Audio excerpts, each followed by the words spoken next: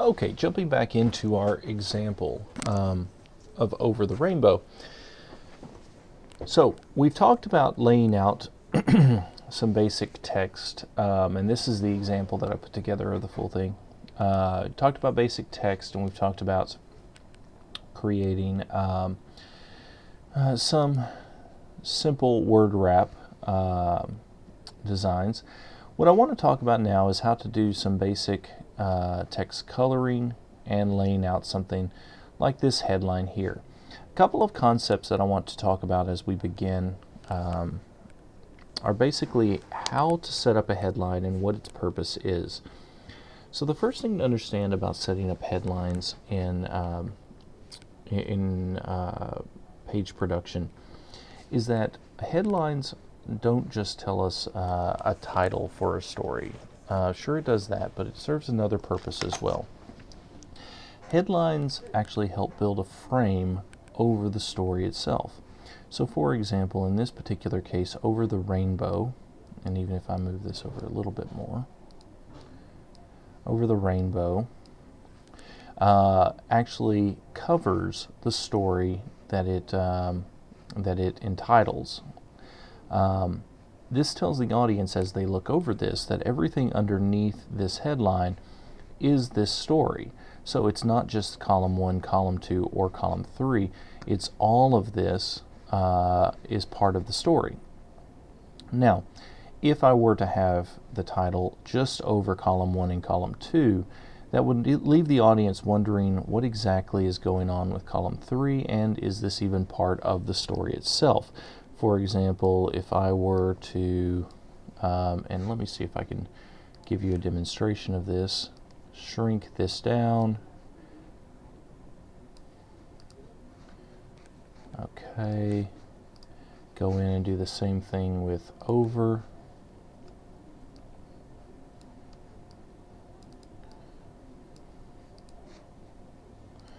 And just grab the, so for example, if I had my title laid out like this,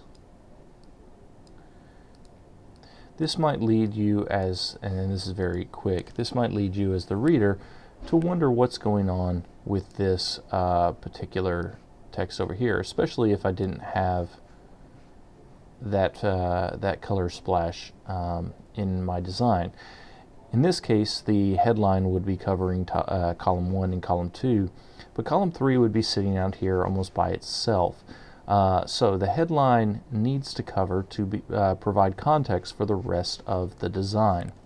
So I'm just going to hit Command Z to back us up, get us back to our full design. There we go. All right. So this is what we're working on right now. If I go over to my practice, we've got all sorts of other things. Here's the design that I'm working on. Now, notice a couple of things. One, I've got different colors for each one of my words, and the colors correspond with the color splashes, which also correspond with the colors that are on the dog.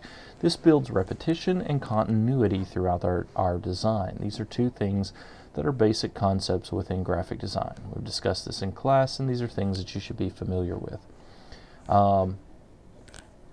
So, as much as possible, we want to draw these colors and these aspects of our design out into things like the text colors, the shape colors, as much as possible. Okay? The other thing I'll draw your attention to is whenever I lay this out, notice how, in this case, the O actually has a background on it.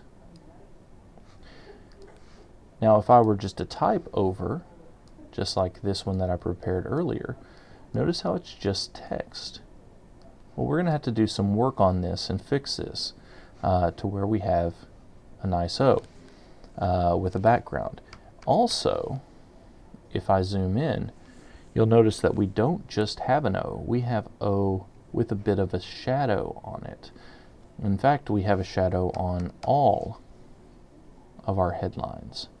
So we've got an effect on the headline as well. So we're going to cover how to do all of that in the next couple of minutes. Okay? So this is the design we're working with. So the first thing we're going to do is just type in over. Now I did this earlier. I'm going to clean out some of this other stuff so we have some space. It's a dog bone we used earlier. So I just used the type tool. I created over just like we did earlier in one of the previous videos. So I did this earlier. I simply created a text box, created over, and then sized it up to the size that I wanted. Okay? Now we have to decide what color we want this to be. In choosing our colors, what we can do is select our word and go up to the top, and we'll see an option that looks like a T. The T will be our fill option for our text. If we click the arrow, we'll have a variety of different colors that we can choose. These are called swatches.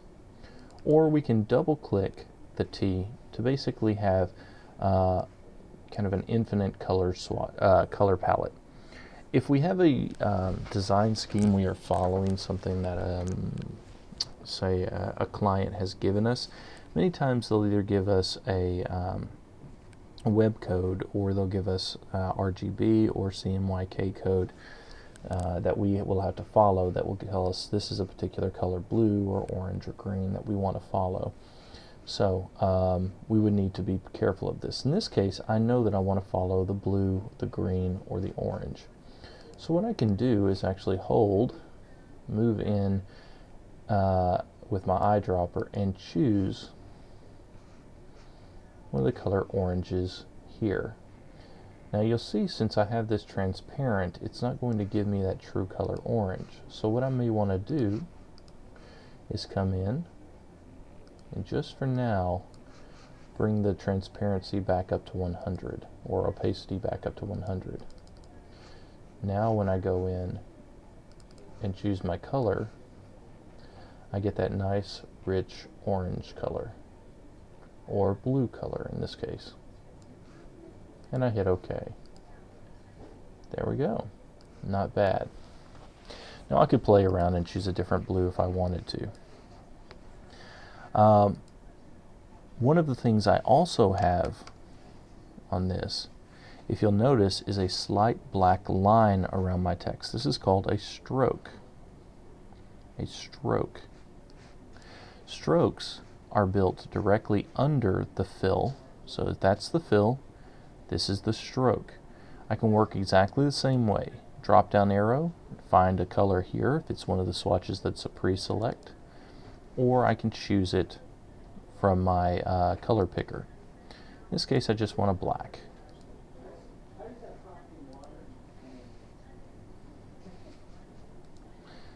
So, not bad. Now it looks like originally I chose a more vivid blue than here, but we can work with this. Okay, so not bad. The next thing we want to do is actually go in and see if we can choose an effect. So the shadow effect.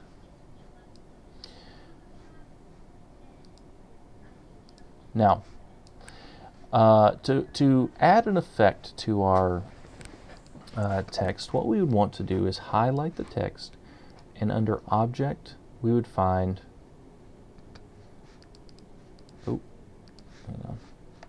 under Object, we don't have to highlight. Under Object, go to Effects, and Drop Shadow.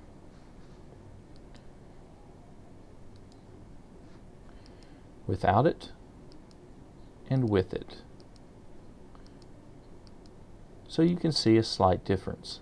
There's a ton of different effects you can use here, but drop shadow basically is a very subtle effect, and it should be a subtle effect. In fact, in most cases, effects are most effective when they are barely there, when your audience barely notices them at all. You shouldn't have a situation where the audience really, or where the effect really stands out to your audience.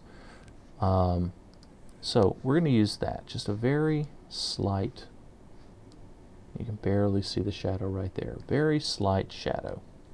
Okay, so we're getting closer and closer to the example that I prepared earlier, and it just takes a couple of minutes to do.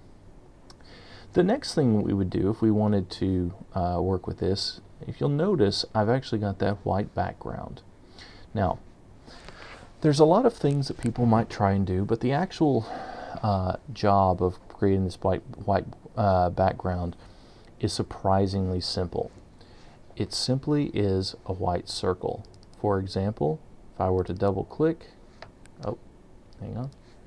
double click, I'm not clicking in the right place, and move it off to the side, you can see now I have a white ellipse that I actually built directly behind it and then simply grouped with over. Here's the steps I would take. Go into my shape tool, choose ellipse. Up in fill options, I would choose, got ahead of myself. Let me back that up. I want to make sure I'm not selecting anything. There we are. Now, shape tool, white,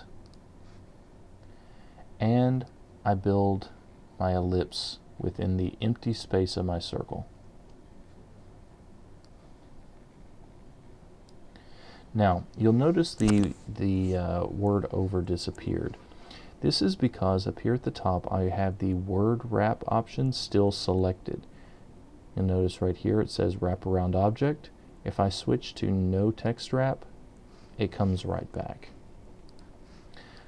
Still looks a bit odd though, and this is because the ellipse is layered over my word.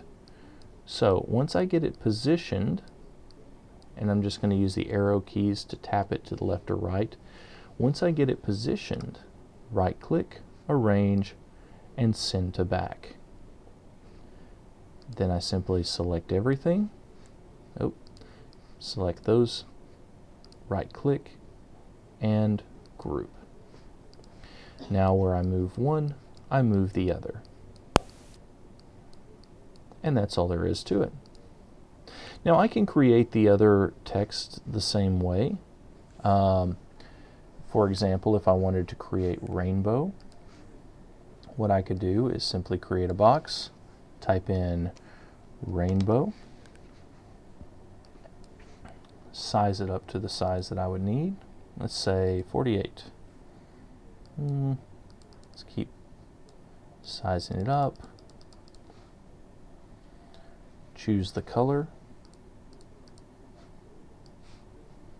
Find a nice vivid orange. Okay, maybe I want all caps.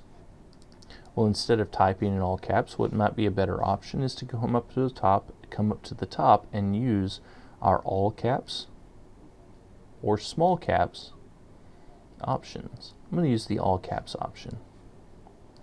There we are. I'm going to add a stroke on this one as well. There it is.